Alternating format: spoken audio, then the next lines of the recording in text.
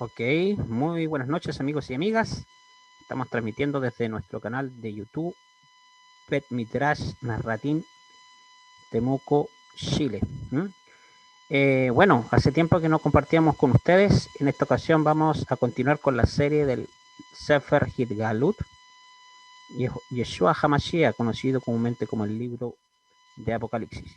En esta ocasión tengo la grata compañía nuevamente de nuestro Javier Cristian Cifuentes, nuestro amigo Cristian Cifuentes, que nos acompaña la noche de hoy en esta serie. Así que, Cristian, adelante, ¿cómo estás? ¿Qué tal, Mijael? Shalom. Bienvenido a toda la audiencia, gusto en saludarte. Que bueno, estamos retomando, habíamos dejado bastante tiempo ya, demasiadas vacaciones, así que vamos a seguir terminando el último tema que estamos dando. Nos quedó un pedacito de Apocalipsis de Galut, así que bueno, para toda la gente que estaba siguiendo la serie, vamos a continuar. Ya los vamos a meter en tema ya. Hicimos la introducción, hicimos el capítulo 1, vimos algunos detalles, algunas cositas históricas y ahora vamos a ir al texto en cuestión. Saludo a toda la comunidad que nos está escuchando y un abrazo desde Argentina, desde Rosario. Así es. Entonces, lo que vamos a hacer es recordar más o menos en qué quedamos. ¿Se acuerdan que la última vez estábamos compartiendo esta temática y resulta que tuvimos un pequeño problema con internet? Y habíamos quedado en los 7 Rujot, las 7 influencias divinas, lo que se conoce como los 7 espíritus de Dios, ¿ya? Así que vamos a tratar esta temática y recordar la primera influencia, que es Ruat Hashem, ¿cierto? En eso habíamos quedado. Y recordemos más o menos qué dijimos la vez anterior cuando estuvimos compartiendo sobre Ruat Hashem, ¿ya? Habíamos dicho, Cristian, si me confirma si hay algún problema en el audio, ¿ya? Para que poder arreglar el audio, porque últimamente he tenido unos problemas. Se escucha muy bien, tanto en YouTube como acá en el directo se escucha bien. Ok, Se escucha entonces bien. cualquier cosa me confirmas, por favor. Entonces, Ruach Hashem, ya lo que se conoce o se traduce comúnmente como espíritu del Señor, ¿cierto? Eh, es la influencia que tenemos internamente, ¿ya? La cual nos adhiere a la proyección, ¿cierto? Y al propósito de la esencia del Creador.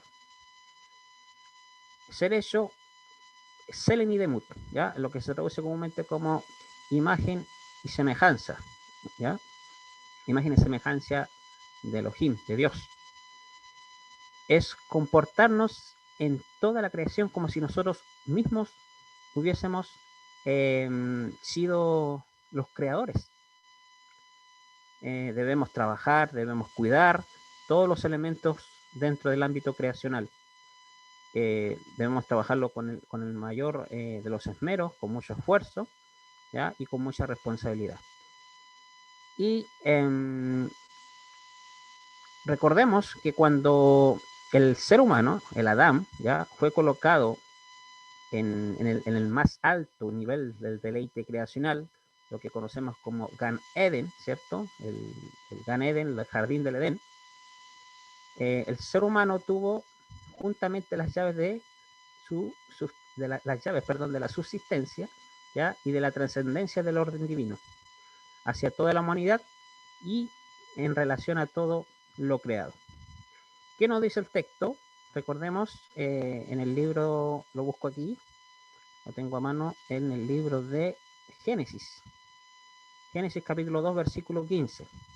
Recordemos que nos dice ese pasaje. Dice, y tomó Hashem Elohim, tomó el Señor Dios, ¿no es cierto?, al humano y lo colocó en el Gan Eden para que lo trabaje y lo cuide. ¿Ya? Entonces, ¿qué podemos desprender de este pasaje? Aquí queda instituida, ¿ya? Nuestra responsabilidad como conocedores de esta gran verdad y realidad que nos ha sido mostrado por medio del Mesías. Muchas veces surge la pregunta acerca del significado de la frase Gan Eden, ¿ya? Y a veces su explicación se limita a exponer solamente un jardín literal llamado Edén, ¿ya? Pero en realidad, desde un contexto, eh, podríamos decir hebreo, ¿cierto? Judío, en un contexto espiritual, ¿ya? En realidad no es un jardín literal, ¿ya? La palabra Gan, que se escribe con las letras Gimel y Nun Sofit, ¿cierto?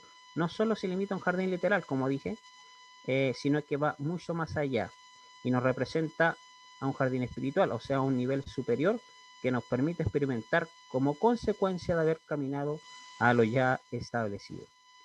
Habíamos dicho en la exposición anterior que la palabra Edén, ¿cierto? Que se escribe con las letras Ain, Dalet y Nun Sofit, prácticamente significa delicia o encanto. Y esto se encuentra en el testimonio de una generación fiel, o también podemos decir una generación de fiel testimonio. ¿Ya? Dicho testimonio fiel solo puede tener aquella generación que sigue la verdadera interpretación y aplicación de la Torah, o sea, de la instrucción de Dios. ¿Ya? ¿Y cómo logramos conocer esa instrucción? ¿Ya? ¿Cómo logramos aplicarla a nuestra vida? Tenemos el ejemplo, en este caso, del Mesías. ¿Ya? La palabra Edén podemos decir o mejor dicho, lo podemos tomar como un acróstico. ¿Qué es un acróstico? ¿Ya? Un acróstico pueden ser ciertas letras que eh, significan algo. ¿Ya? Por ejemplo, la palabra Edén, ¿ya? De esa palabra Edén, podemos sacar el acróstico de la frase testimonio de una generación fiel. Edut Dor Neeman. Eso habíamos dicho la exposición anterior. Entonces, lo que el Eterno hizo fue plantar, o sea, desarrollar un GAN, o sea, desarrollar un nivel superior en el Edén, en la delicia o encanto. Notemos lo que nos dice la Torá en Bereshit. Nos dice, y plantó un huerto en el Edén al oriente y puso allí el humano que había formado. ¿Ya? Y si nos fijamos bien detenidamente, dice que el Eterno plantó un GAN, o sea, un jardín en el Edén, o sea, que preparó y desarrolló un espacio, un nivel superior de deleite o encanto en aquella generación que mantiene un testimonio verdadero, tal como el Mesías tiene también un fiel y verdadero testimonio. ¿Mm? Y hay algo muy curioso, que en este texto, para referirse a lo que se traduce como en el oriente, ¿ya? Se usa la frase Mikedem, que se escribe con las letras, en este caso, Mem, Kuf, Dalet y Men Sofit, ¿ya? Una men cerrada. Y de esta misma manera se escribe cuando queremos referirnos a la palabra coeficiente, ¿ya? Y las matemáticas nos dicen que un coeficiente es un factor multiplicativo.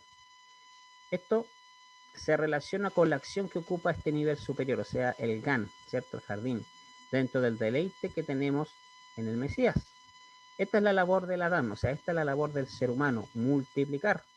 También de la misma forma se escribe la acción que nos indica la función de promover, que es formar, favorecer y favorecerlo en relación, en este caso, o al desarrollo de algo. ¿Mm? Nos dice Bereshit capítulo 2, versículo 15, dice que el Eterno colocó al Adán, al humano, en el Gan Eden para que lo trabaje y lo cuide. Que en hebreo se lee Ve Gan Eden le Abda u le Shomra. Si tomamos esta frase, contiene los mismos resultados en la gematría de su número más pequeño con la frase generación mesiánica, lo que dice, en hebreo sería Torja Meshihi. ¿Ya?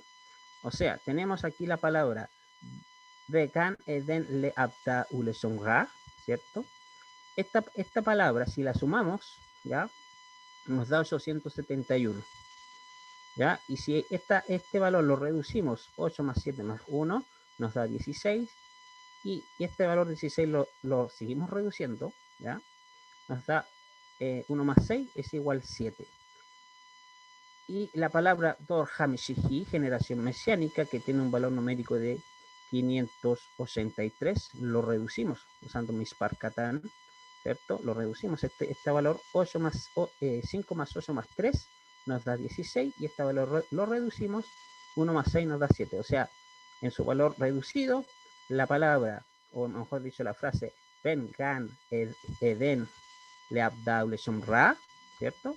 Tiene la misma el mismo valor numérico de la palabra, o la frase, mejor dicho, Torja Meshiji, generación mesiánica. O sea, claramente tienen algo en común, ¿m? Como habíamos explicado la exposición anterior. Entonces, estar en la escuela del Mesías es estar en Segan Eden, y es nuestra responsabilidad de trabajar y cuidar y multiplicar, tal como nos transmite el texto de, la Torá, ¿cierto? Por cierto, la palabra gan, ¿no es cierto? Jardín, tiene el mismo número reducido con Hashem y Eden, ¿ya? Tienen el mismo número reducido con Mashiach. Por ejemplo, tenemos la palabra gan, que se escribe con las letras Gimel y Nun Sofit, ¿ya? O sea, si sumamos estas dos letras, ¿ya? En este caso la Gimel, que vale 3, y la Nun Sofit, que vale 50, nos da un valor numérico de 53. ¿Ya? Si esto lo reducimos, 5 más 3 nos da 8. Lo mismo sucede con las letras que componen el nombre del Eterno. El nombre del Eterno se escribe con las letras Yud, Hei, Bab, Hei, ¿cierto? Este nombre tiene un valor numérico de 26. Si lo reducimos usando Mispar Katan, ya nos da 2 más 6, nos da 8. O sea, la palabra Gan y la palabra Hashem están vinculados, o sea, tienen una relación. Lo mismo sucede acá con la palabra Eden, que se escribe con las letras Ain, Dalet, Nun, Sofit, tiene un valor numérico de 124. Eso, si lo reducimos, nos da 1 más 2 más 4, nos da 7. Lo mismo sucede con la palabra Mashiach. Tiene un valor numérico de 358, lo reducimos. 3 más 5 más 8 nos da 16, y si seguimos reduciendo ese valor, 1 más 6 nos da 7, ¿ya? O sea, Eden y Mashiach están relacionados. O sea, esto no es casualidad. Recordemos que las letras hebreas tienen un valor numérico, y hay ciertos métodos de interpretación que nos confirman lo que nos transmite el texto, ¿ya? Algo que está oculto a la simple lectura. Entonces, ahí tenemos una definición de Ruach Hashem. Después viene Ruach Hotma, ¿ya? Lo que se traduce como espíritu de sabiduría. Y el espíritu de sabiduría, ¿ya? Es el impulso interno que nos obliga, mediante el hambre y la sed, de aprender más cada día y adquirir sabiduría. La sabiduría es ese fruto permitido que podemos tomar y comer estando en el Gan Eden, o sea, estando ya en el jardín, o sea, en ese lugar de posición, en ese lugar de deleite o encanto que nos ofrece el Mesías. El Mesías es el árbol de la vida, cuyas raíces están más que fundamentadas en el mundo real y de toda la creación. Es ese tronco lleno de savia y de fortaleza que nos inspira a tener mucha confianza junto a él y a cobijarnos bajo las sombras de las ramas que ofrecen frescura espiritual y oxígeno mediante cada una de sus sabias enseñanzas. Esto es lo que nos transmite el Morello Segarrido. ¿Ya? Este es un comentario de él. Y también nos dice el Moré: el Mashiach es el árbol de la vida, cuya influencia frutal trasciende generaciones, culturas, y que no cambia aunque atraviese todas las estaciones. Muchos han tenido la dicha de gozar de esta primicia espiritual, muchos antes y muchos después de que se manifestase en la carne. Y por esa razón, él mismo dijo: afortunados los que no vieron y creyeron. ¿Mm? Como sabéis, ahí en lo que comúnmente llamamos los evangelios. Entonces, el Mesías, más allá de manifestarse en una persona, es un sistema, ¿ya? O podríamos decir que es un sistema que nos influencia a la verdadera interpretación y aplicación de la Torá. Por supuesto que este sistema es muy necesario para la creación que pueda rectificar, ¿ya? Y este sistema es necesario que se encarne en un hombre, ¿ya? Para que pudiéramos asimilar de una mejor manera el lenguaje y método de trabajo. Y el hombre, ¿ya?, que encarna al Mashiach es Rabbi Yeshua ben Yosef Minazaret, Yeshua de Nazaret, ¿ya? El cual fue proclamado Mesías en el primer siglo. Él nos dio el ejemplo perfecto, la imagen del Adán, del humano, y de esta manera nos haría más fácil imitarle y lograr este objetivo. Por eso está escrito esa luz verdadera que vino al mundo para iluminar a todo humano, tal como sale ahí en el texto común llamado Juan, en el capítulo 1, versículo 9. Entonces la iluminación que nos trae el Mesías no es algo mágico de creer y ya, o sea, no se trata de creer, se trata de estudiar la escritura, la Sagrada Torah, en base a sus enseñanzas y aplicarla. Así que de eso se trata Ruach Jochma, ya, espíritu de sabiduría. No me quiero extender mucho y nos vamos a la otra influencia, que es Ruach Binah, ¿ya? Ruach Binah es el impulso de llevar a la práctica lo estudiado. Se conoce en hebreo como Binah, que significa entendimiento o inteligencia. Vemos, por ejemplo, el Etz Haim, o sea, el árbol de la vida, ¿ya? Que vemos ahí en el Etz Haim que Binah, ¿ya?, es la parte que equilibra Jochma, que equilibra sabiduría. O sea que Jochma se trata de aprender, pero Binah trata de practicar. No es lo mismo ser sabio que ser entendido o inteligente, pues ser sabio es aprender siempre, y ser entendido e inteligente se entiende de la parte práctica. Una persona puede tener mucho conocimiento teórico, pero eso no significa que sea inteligente, ¿no es cierto? Ya que la inteligencia solo radica en la práctica y la teoría es simplemente sabiduría. Como dice el consejo de Shlomo Hamele, el consejo de Shlomo Hamele, o sea, de David, ¿cierto? De David, cuando dice, tú harás conforme tu sabiduría. ¿Mm? Y esto nos indica que solo basta y esto nos indica, perdón, que no solo basta el conocimiento, sino que hay que llegar hasta la práctica. Y conocemos, por ejemplo, la vida de Shlomo, de Salomón, ¿cierto? Y tenemos muchas referencias acerca de él como un hombre sabio. Y si fuese así, entonces, ¿por qué entró a Israel la idolatría? Pues la respuesta la encontramos en las mismas escrituras. Nos dice, él hizo, o sea, Shlomo, Salomón, hizo Shlomo lo malo ante los ojos de Hashem y no siguió cumplidamente a Hashem como a David su padre. ¿No? Entonces ese fue lo que pasó. ¿Ya? Podemos ver aquí los contrastes. ¿Ya? David fue muy inteligente, pero Salomón, muy sabio. Y está escrito que el corazón de Salomón no era perfecto como el corazón de David, ya que el corazón de David practicaba y el corazón de Shlomo solo sabía. Esto es lo que todo discípulo del Mesías debe tener muy en cuenta, ¿ya? Es un enorme peligro llenarse tanto de conocimiento cuando se es débil y olvidadizo en la práctica. El Mesías practicó la Sagrada Torah al pie de la letra, tal como debía hacerlo, y a esto se le llama tener Ruach Binah, ¿ya? Eso es por Ruach Binah, ¿ya? Espíritu de conocimiento. Y después nos dice más adelante la otra influencia divina, que es Ruach Exá, ¿ya? Ruach Exá se manifiesta mediante la buena intención, ¿ya?, de hacer bien las cosas con el bienestar común como objetivo y en el rechazo del deseo egoísta de manera particular primeramente. Exá, que se traduce como consejo, va de la mano con las tres influencias anteriores que vimos, ¿sí?, o los tres espíritus anteriores. Nadie puede seguir consejos si no ha comprendido el objetivo espiritual a través de la vida física. Tampoco debemos hacerlo si no hay un análisis muy sabio, el cual procede mediante la acción direccionada a la restauración del bien común.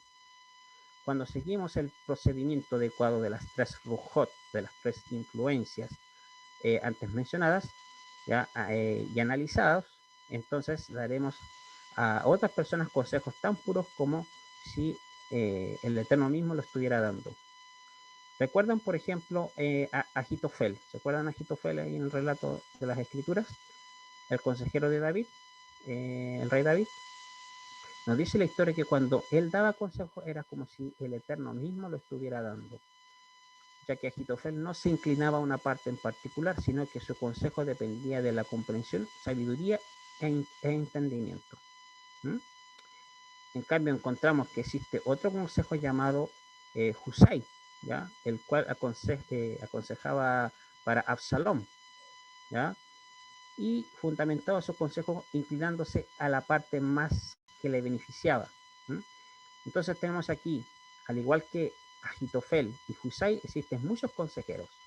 Unos aconsejan como es debido, porque han recibido el don de saber y discernir entre lo bueno y lo malo. Y otros se inclinan al beneficio del deseo egoísta, dando apoyo a la maldad, ya sea de manera consciente o inconsciente. ¿Mm? Entonces, un claro ejemplo de tener Ruat Exá es cuando Salomón, juzgó entre aquellas dos mujeres rameras, las Nashim Sanot, que disputaban el derecho material hacia un niño. Para un juez es sumamente difícil poder determinar un veredicto final eh, y definido entre dos personas que, disputando el derecho sobre algo, está muy relacionado entre ambas y con la intervención de las mismas coincidencias. Mientras una decía que el niño vivo era de ella, otra decía lo mismo. Y ambas opiniones sonaban con tanta seguridad que podrían confundir a cualquier persona que no tuviera las influencias de Ruach Elohim, Ruach Hotma, Ruach Dina. Entonces, ¿qué es lo que hizo Shlomo? ¿Qué es lo que hizo Salomón para solucionar esto? Logró captar cuál era la manera, el asunto y cómo podía solucionarlo. Sabía que solamente la madre verdadera estaría dispuesta a sacrificarse por permitir vivir a su hijo aunque fuera lejos de ella. Y fue entonces que mandó a traer una espada para dar una orden que destaparía la identidad de la verdadera madre y dejaría al descubierto cuál era la madre impostora. Y por supuesto que la verdadera madre gritó: "Ay, Señor mío, entrega a este niño vivo y no lo asesines". Mas la otra dijo: "Ni a mí ni a ti parte". Inmediatamente entonces Salomón supo cuál era la verdadera madre y cuál era la impostora. En medio del justo juicio se evidencia cualquier verdad. Así que ahí tenemos un ejemplo de esta influencia divina. Otra influencia divina, para ir avanzando, tenemos la Ruach Geburah, ¿ya? Ruach Geburah es la fuerza interna que nos impulsa a tener el carácter para poner en orden las cosas que se han salido del límite. Ruach Geburah es lo que regula el exceso de Gesed, o sea, lo que regula el exceso de bondad, ¿ya? Sabemos que todo en exceso es dañino, y es por eso que el abuso de Geburah es un reproche y el exceso de Gesed es un derroche. ¿Mm? En todo acto que llevamos a cabo, por supuesto, que debe ir acompañado de bondad, pero también es necesario que todo sea equilibrado con rigor. Por ejemplo, en el caso de un padre con su hijo, vemos que la bondad es muy necesaria, pero debe ser aplicada con mucho equilibrio, ya que de no ser así, entonces el hijo crecerá con el mismo desequilibrio, el cual le causará mucho daño. Un padre que ama verdaderamente a su hijo lo corrige, ¿cierto? Lo corrige con rigor. Como dice el texto, el que detiene el castigo a su hijo aborrece, más el que lo ama desde temprano lo corrige. Entonces, Ruach Geburah demanda la autoridad que debe haber en un bondadoso. Eso podríamos resumir en cuanto a Ruach Geburah. Y después la otra influencia divina eh, nos corresponde entonces la influencia de Ruach Da'at, ¿ya? Ruach Da'at, ¿ya? Que es el resultado de haber estudiado y practicado. La da'at se le conoce literalmente como conocimiento o experiencia. En el Et Haim, o sea, en el árbol de la vida, aparece da'at, ¿cierto? Conocimiento como la onceava sefirá, que nace de la relación entre Jotma, ¿cierto? Sabiduría y Binah. Y realmente así debe ser, pues como vimos anteriormente existen procedimientos en las consecuencias para llevar a determinado nivel o grado espiritual. Por ejemplo, para adquirir sabiduría hay que estudiar. Para meritar inteligencia hay que practicar lo que se ha estudiado. Y como resultado de esta relación anterior, obtendremos conocimiento o la experiencia. Analicemos el siguiente texto. Dice, los hijos de Eli eran impíos y no tenían conocimiento de Hashem. Entonces, ¿cómo es posible que los hijos de un sacerdote, o sea, de un Cohen, sean impíos? La respuesta podemos obtenerla en base a lo que hemos analizado anteriormente. Ellos, por supuesto, siendo hijos de un Cohen, de un sacerdote, estudiaban la Torah, pero el gran detalle es que no la llevaban en práctica. Y eso era una enorme barrera para que meditaran la inteligencia. Y si no hacían de acuerdo a la Sagrada Torah, aún conociéndola, entonces eso los convertía en impíos, tal como nos explica Jacob ben Yosef, uno de los discípulos de Yeshua. Y el que sabe hacer lo bueno y no lo hace, le es pecado. Entonces ahí tendríamos un ejemplo de esta influencia. Y después dice Ruat ira Hashem, espíritu de temor de Hashem, de temor del Señor, ¿cierto? Ruat ira Hashem es el hálito o el soplo espiritual que logramos alcanzar cuando hemos experimentado los rujot anteriormente mencionados, los 7 rujot anteriores. Ira Hashem no se trata de un sinónimo de miedo o de sentirse intimidado de hacer algo. Se trata de hacer todo porque debemos hacerlo y porque sentimos que es parte de nuestro existir hacerlo. Es sentirnos agradecidos y manifestar ese agradecimiento no con palabras sino con acciones, manteniendo el objetivo de adquirir sabiduría para obrar de acuerdo a ella y así lleguemos a experimentar una relación personal con nuestro Creador. Este hálito está sobre Rabí Yeshua el Mesías y lo manifestó en sus acciones, las cuales todas eran de acuerdo a lo establecido según la Torá y los profetas. Entonces, Ira Hashem está conectada con Ruach Elohim, y ambas son prácticamente lo mismo, aunque en referencia aparezcan que no, ya que están direccionadas a un solo objetivo. Lo único que debe haber en una estrecha conexión entre ambas para que resulte la relación de un objetivo es entre Ruach Elohim y Ruach Irat Hashem, que entra en la función de la voluntad divina del sometimiento humano. Tener el hálito de Elohim es recibir una influencia divina que nosotros, para impulsarlos a hacer lo que debemos hacer, y cuando hablamos de Irat Hashem se refiere a la voluntad humana de corresponder a la voluntad divina. Eso simplemente, en palabras resumidas, es Ruach Irat Hashem. Así que ahí teníamos estos comentarios, ¿ya?, que han sido transmitidos por nuestro Morello Garrido, que son muy interesantes y me gustó poder compartirlos con ustedes. Así, ¿tiene algo que decir, Cristian, referente a esto que hemos compartido? Oh, buenísimo. La verdad que más claro que nunca. Hay unas cosas que estuvimos hablando también, creo que la última, y en la introducción y en la última clase que dimos, que estuvimos abordando el tema de Apocalipsis, sobre cómo en la construcción gramatical griega, para muchos eruditos, y esto es para muchos que estudian el griego, me pueden afirmar esto, que encuentran una particularidad en el griego del Apocalipsis, porque dicen o muy arcaico o no conocía muy bien, y en realidad es porque se resume, se deduce, y esto a través de los años se ha discutido mucho en cuanto a la deducción de ver los tratados y los papiros, los esquialos, todos los documentos, ¿sí?, que se poseen del Apocalipsis, pero que en realidad pareciera que el autor, y que eso es así, porque lo vemos y lo podemos entender, de acuerdo a la gematría que estuvimos viendo, que el autor pensaba en hebreo y escribía en griego, por eso a veces su cualidad en escribir, su diferencia en algunas palabras, hay algunos errores pequeños gramaticales, que eso no está en el caso verlo, pero como me gusta mucho ver la parte griega, por eso, sin ser un especialista destacado en ello, se puede ver. Entonces, al verlo, y al ver que todo este libro contiene, no ocasionalmente, sino atrevidamente, el autor busca la gematría, por ejemplo, por qué eligió las 7 comunidades de Turquía, por qué todo lo que nombra tiene que ver con 7, las 7 estrellas, los 7 candeleros, todos los nombres de Efesios,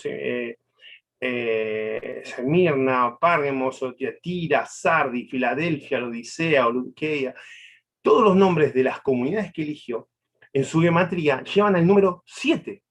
Eligió 7 comunidades, hay 7 sellos, hay 7 trompetas, hay 7 signos del cielo, hay 7 copas de la ira, ¿sí? Hay 7 voces celestiales y hay 7 visiones del fin en un lapso sin mencionarlo. Cuando tú lo ves, el número 7 y 2 está totalmente influenciado en este libro. Es porque tenía un propósito, que solamente aquellos que entendieran, ¿sí?, el significado de este libro, por así decirlo, de este incentivo de que mostraba todo lo que estaba pasando. Si bien ya hablamos que hay mucha discusión sobre la autoría, muchos dicen que fue en el periodo de 60, 68, antes del 70, otros dicen que fue después por los emperadores. Yo ya di mi opinión personal, que gran parte del libro se compuso antes del 70 y algunos retoques se hicieron luego del 70, después del año 90, una cosa así. Pero bueno, esos son detalles más que nada analíticos de la crítica textual. Pero ¿cómo podemos ver que el autor quería decir algo? El autor estaba empeñado en poder hacer una gematría y que todos los símbolos hebreos, porque con esos lentes se debe ver esta literatura, pueda darnos a entender las cosas tremendas de como los 7 espíritus del Eterno, ¿no? Que no significa que tengan 7, ya lo expresaste recién. Y ahí hay mucha sabiduría.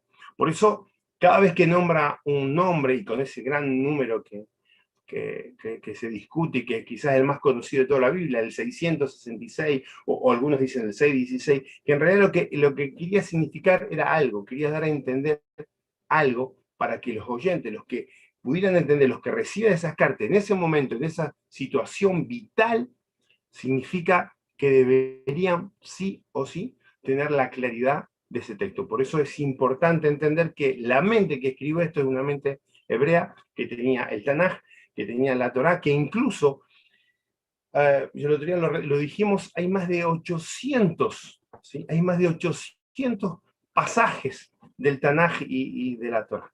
Así que bueno, estimado, por eso quería colaborar un poco en para ir terminando la clase que nos había quedado cortado por la tecnología. Así es. Y bueno, para ir avanzando en esta serie, vamos a leer algo del capítulo 2, ¿ya? Vamos. Y si tenemos el tiempo, vamos a ir analizando y explicando algunas cositas. ¿Qué nos dice este pasaje? Mire, mensaje a la Keilah, a la comunidad de Éfeso. Dice, al Malaj, o sea, al mensajero de la Keilah, de la comunidad de Éfeso, escribe esto y dice, que sujeta la mano derecha de las 7 estrellas, el que camina entre las 7 menorotos, o sea, las 7 candelabros o lámparas de oro. Dice, conozco tus obras, tus fatigas, paciencia, que no toleras a los malvados, ¿cierto?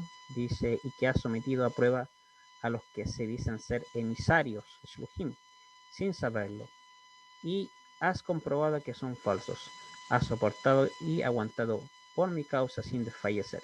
Pero tengo algo contra ti, que has abandonado tu primer amor del principio. Fíjate de dónde has caído, haz teshuva, o sea, retorna con arrepentimiento a Hashem, a la Torah, y haz las obras del principio. De lo contrario, si no haces teshuva, retornarás, o sea, si no haces teshuva, si no retornas con arrepentimiento a Hashem y a la Torah, vendré y removeré tu menorá, tu candelabro, tu lámpara de su puesto. Sin embargo, tienes a tu favor esto que detesta la conducta de los nicolaitas, como yo la detesto. El que tenga oídos, escuche lo que dice la Ruaj, el espíritu de santidad, a las quejilot, a las comunidades. Al vencedor le permitiré comer del Et Haim, del árbol de la vida que está en el Gan Elohim, en el jardín de Dios. ¿Mm? Así que ahí tenemos aquí lo que nos transmite estos pasajes, ¿ya? ¿Qué podríamos comentar de esto, Cristian? Así, un chispazo, ¿no? Para ir adelantando lo que Wow. vamos a ver la Próxima próxima. semana. Bien. Bueno, aquí hay mucho, hay mucha comida, dijo. Acá hay puesta una mesa, está tremenda. Porque si vemos cada palabra, dice que no tolera a los malvados, ¿sí? Que acá halaga en algunas cosas y reclama otras. Pero habla de una cosa importantísima porque dice que ha probado, ¿sí?, a los que dicen ser emisarios y no lo son, a los que dicen ser maestros, a los que dicen traer una verdadera palabra del Eterno y no lo son, ¿sí? O sea, has soportado, has aguantado mi causa sin desfallecer. Y después, a favor, algo muy importante, y que esto a mí se me para los pelos cuando lo menciona, que dice que no soporta las obras de los nicolaitas. ¿Sí? En el griego nos facilita muchísimo esta terminología, porque Nico, ¿sí? Eh, eh, nace de Nicolaos o Nicolaitas, tiene que ver con el clero y laos, con la parte de clero y el laico. Es cuando aquellas personas intentan romper, ¿sí?, el estado horizontal de igualdad. ¿Sí? ¿Vieron cuando Yeshua dijo en un momento, ustedes ven a los reyes de las naciones que ejercen sobre ella potestad? ¿Sí? Pero él les dijo a sus discípulos, a sus estudiantes, más entre vosotros no será así. Y habló de una actitud y de un servicio, de una comunidad pareja, que todos son iguales. ¿Sí? Y si detectas todos estos detalles que tira el escritor de Apocalipsis, está hablando que no soportes eso, donde nace el clero, donde nace una estructura piramidal, que este es el líder, que el que manda sobre todos los demás, y donde tienen ciertos privilegios, donde se acercan con doctrinas espirituales, privilegios que los laicos no correspondían, porque es el resto, es la gente, es como el liderazgo, ¿sí? Y los demás son solamente los aprendices, son la gente que empuja, son las ovejas, y este simplemente es el que dirige. Entonces, por eso también vemos que la comunidad, y aunque yo no me quiero salir del tema, por eso es un tema posterior, que lo vamos a ver en la otra clase, la asamblea se dirigía no era uno el que dirigía, no era uno solo, porque el que se equivocaba no estaba así. No era lo que las asambleas de las primeras comunidades solían, como quien dice, tener como un orden. Lamentablemente, durante todo el oscurismo, por así decirlo, toda la parte oscura de la enseñanza bíblica y donde se manejó los católicos y todas las ramas, fueron siempre violando este concepto a los cuales el Eterno aborrece y que nos da a entender este pasaje de Apocalipsis, ¿sí? Donde las jerarquías son moldes seculares, paganos, atraídos del romanismo, de Babilonia, de toda la paganidad, cuando hablaba de una igualdad, de algo horizontal, no piramidal. De ahí nace una estructura bochornosa, asquerosa, inmunda, que deja de un lado la humildad y la unidad de Hashem, donde todos son Hashem, todos son hermanos y son todos iguales delante del Eterno, con distintas funciones, todos con distintas funciones, pero son todos iguales delante del Eterno. Eso podría aportar un poco, mi estimado, hay muchísimo ahí. Podríamos estar hablando 1 hora, 2 horas sobre solo este tema, pero es tremendo lo que hay Así de es. acá en adelante y lo que se viene en este desglose de Claro. Apocalipsis. Así, ¿me escuchas bien mi audio, no es cierto? No sé si tengo problemas. Perfecto. Ok. No, De perfecto. hecho, el pasaje, como se menciona ahí, habla acerca de esta comunidad de Éfeso, el mensaje en la comunidad de Éfeso. Y debemos recordar que Éfeso se significa mi querida, ¿ya? O deseable, ¿ya? Y recordemos que la historia nos dice que Éfeso era una comunidad establecida en la ciudad del mismo nombre, en la actual Turquía. Recuerden que las 7 comunidades están lo que conocemos como Turquía, como habíamos dicho al principio. Eh, Sí. y nos mencionan ciertos autores que un importante centro religioso y cultural y comercial, famosa por el culto a la diosa Diana o Artemisa, como se relata, por ejemplo, en Hechos, en el capítulo 19, donde Saúl estuvo ahí en ese lugar, y más tarde él se dirige a una de sus cartas. Y a esta comunidad se le hace un reproche, nos dice el pasaje, el capítulo que hemos mencionado. El reproche que se le hace a esta comunidad es que ha dejado su primer amor. Ha dejado un poco de lado a aquel que los amó primero, dice el pasaje. Y que por ese amor envió a su Hijo, ¿cierto?, al Mesías como un medio de rescate de nuestra muerte, en nuestros delitos y pecados, porque recuerden que Yeshua nos vino a rescatar o a liberar de una muerte espiritual, ¿ya? Por eso dice el texto de Mateo, y llamará su nombre Yeshua, porque él liberará a mi pueblo de sus iniquidades. En las traducciones sale pecados, ¿ya? Y vemos aquí que esta comunidad de Éfeso, la cual tenía buenas obras, ¿sí?, pero habían descuidado su esencia, ¿ya? O sea, habían descuidado su primer amor. O sea, hacían las cosas ya de manera religiosa, lo hacían de manera mecánica, ¿m? Descuidando el sentido esencial que habían recibido de las enseñanzas del Mesías. El mensaje es, si esta comunidad hace Teshuvah, o sea, se vuelve a Dios, se vuelve al Eterno con arrepentimiento, ¿cierto? Se vuelve a la Torah, ¿ya? Entonces tendrían nuevamente el disfrute de los secretos del Mesías, ¿ya? Eh, Tenían una vez más la oportunidad de recobrar su identidad. ¿Mm? También nos menciona el pasaje, eh, a ver, voy a buscar acá, dice el versículo, a ver, está el versículo 5, dice, fíjate de dónde has caído, haz teshuvah, o sea, retorna con arrepentimiento a Hashem, a la Torah, y haz las obras del principio. ¿Mm? A las obras del principio. ¿Qué nos transmite este pasaje? ¿Mm?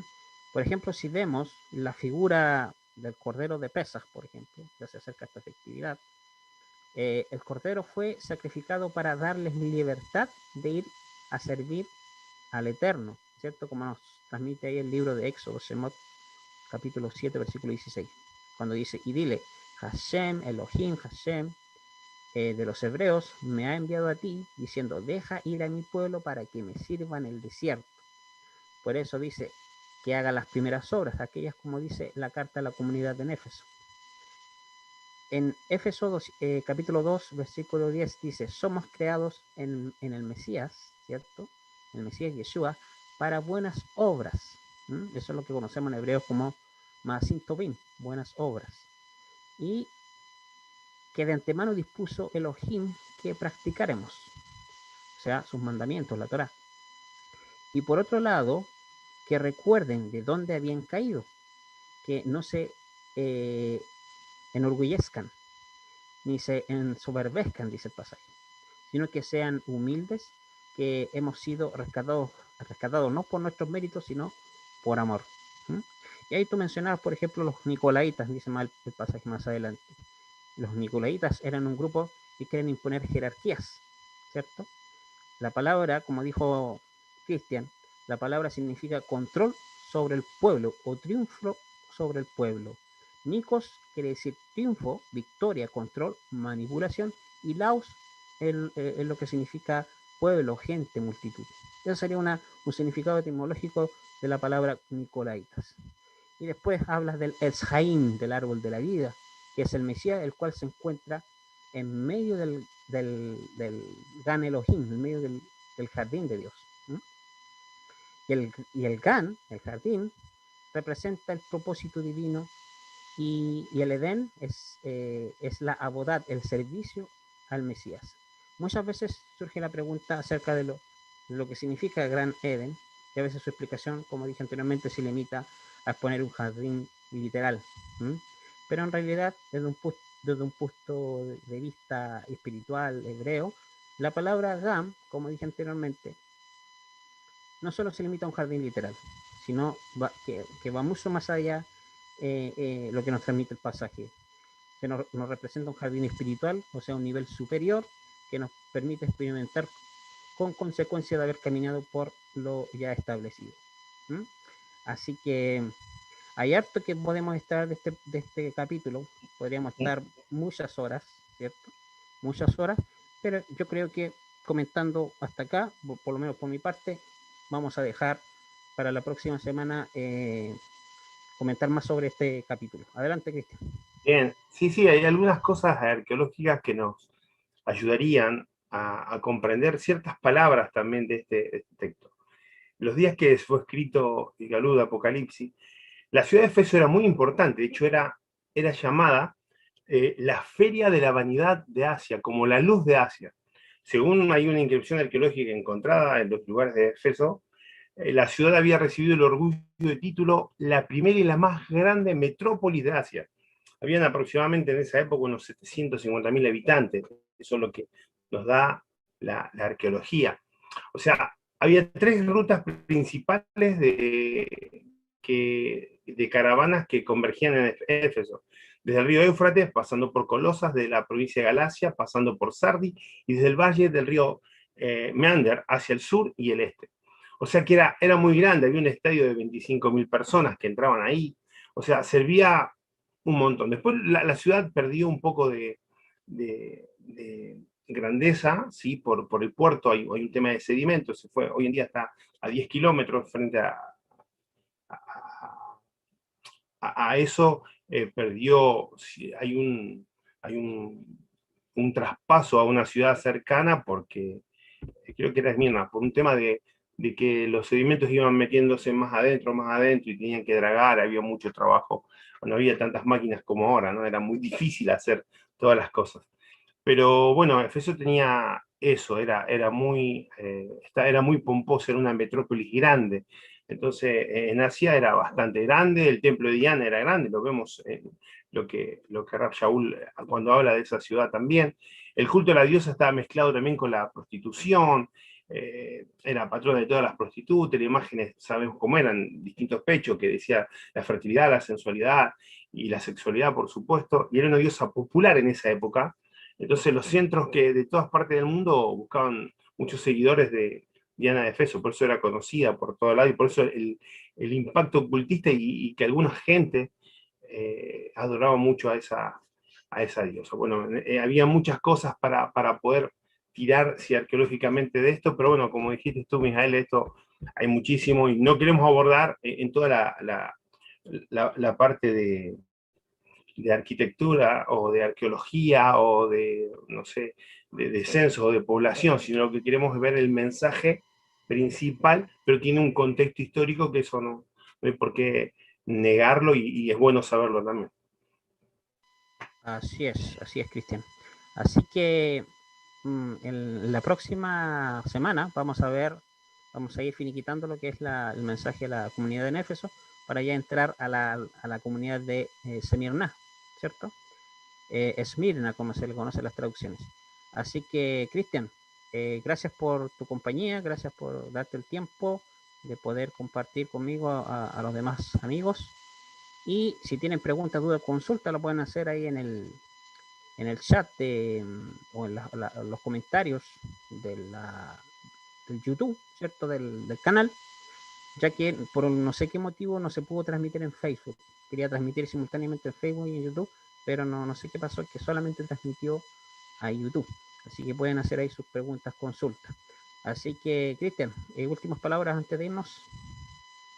Un saludo a toda la comunidad, a toda la gente virtual que nos está escuchando y que bueno, que hagan sus preguntas, que seguiremos abordando estos temas y trataremos de abordarlo académicamente y del sentido teológico y espiritual también que tiene esta carta, estas comunidades y todo lo que nos deja Itigalú, ¿no es cierto? Un libro que para muchos despierta muchísima intriga, muchas fantasías en su mente, demasiadas películas, y hay cosas que ya están listas en este libro y que ya lo hemos abordado en los temas anteriores. Así que esto está buenardo, señor, así que no se lo pierda. Sigue con muchas ganas.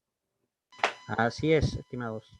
Bueno, nos despedimos, que tengan muy buenas noches a todos y nos vemos en la próxima semana en esta serie del Sefer Hikalut Yehoshua HaMashiach, el libro de la revelación de Yeshua el Mesías. Shalom, buenas noches. ¿No?